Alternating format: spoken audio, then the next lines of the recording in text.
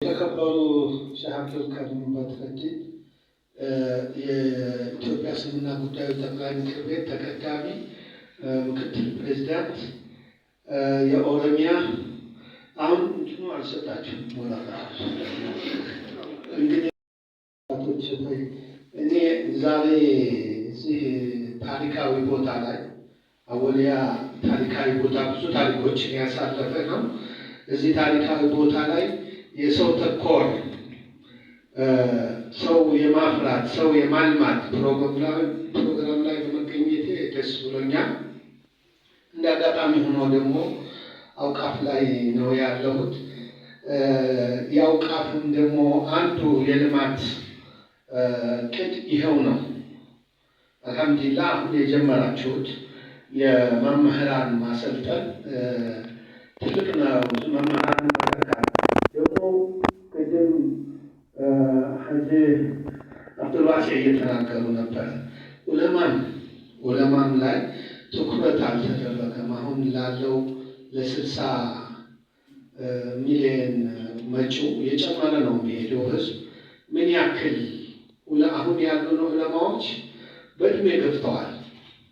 ከዚህ 5-10 ዓመት በኋላ ምን ያክል ዑለማ ተክተናል ከታች እንዴት ነው ይሄ ከሐሪማዎችና ከገጠርና የመጡ ናቸው አሁን ተተክተው ያሉትና አሁን በከተማ ደረጃ ያ የድሮ አይነት በዚህ ባለው በዘመኑ ሊተካልን አይችልምና ዑለማም ኩልያ ተከፍቶ ማዕድ ተከፍቶ እንደዚህ በ50 በ60 አይደለም ሼህ መሐመድ ሰረድ እንደተናገሩ በ10 ሺህ ማምጣት አለብን።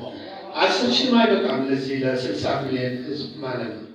ሌላው ጥሩ አሁን የተጀመረው ይሄ አረበኛ ቅድም ወንድሜ ጠቅሶታል። ብዙም ለኢትዮጵያ አስፈላጊነት ለእኛ ለሙስሊሞች የጀነት ቋንቋም ነው አረበኛ። ዲናችን የምናውቅበት ነው። ቁርአኑ ሐዲሱ ሁሉም በአረበኛ ነው እና የአረበኛ ዋጅብ ነው። ስለዚህ ይህንን አረበኛ እንደዚህ በ50 ብቻ ልክ በ100 ሺህ ነው ይሄ መሆን ያለበት። በ100 ሺህ አወሊያም ሌላም መሳጅዶችን መድረሳዎችን እንትን ነው ኢንሻአላህ። አውቃፍ አሁን እየተቋቋመ ነው። ከፌዴራል እስከ ወረዳ በክልል ዞን አድርጎ እስከ ወረዳ ድረስ ይሄዳል። ዋናው የአውቃፍ ዓላማ ይሄ ነው። መጀመሪያ ትምህርት ላይ ኢልም ላይ ከሰራ ከዛ በኋላ የሚሰራው ስራ ሁሉ ወራሽ ያገኛል፣ ወራሽ እናገኛለን ማለት ነው። በዱንያውም በአኺራውም በሁሉም ትምህርት ላይ ለመስራት ኢንሻአላህ ሁላችንም ዝግጁ መሆን አለብን፣ ከላይ እስከ ታች ድረስ ማለት ነው። የሚማረው ለመማር ዝግጅት መሆን አለበት። የሚያስተምረው ለማስተማር ዝግጁ መሆን አለበት። ገንዘብ የምንሰጥ ለዛ በቃ በጋራ ተረባርበን እኔ እንዳውም ባለፈው እያወራን ነበር። እሺ መስጂዶቻችን ልጆቻችን ወራሽ እንዴት እናገኝ ነው? ዑለማ የተሰራ አይደለም ደግሞ አልሐምዱሊላህ አሁን መንግስት ፎርሳ ሰጥቶን ነገሮች ተመቻችተው ተኝተናል እና አሁን ጥሩ ነው። ዛሬ ይሄን ጅማሮ የጀመራችሁትና ከዚህም በላይ ተጠናክሮ እንዲቀጥል ለመጅልስ ነው።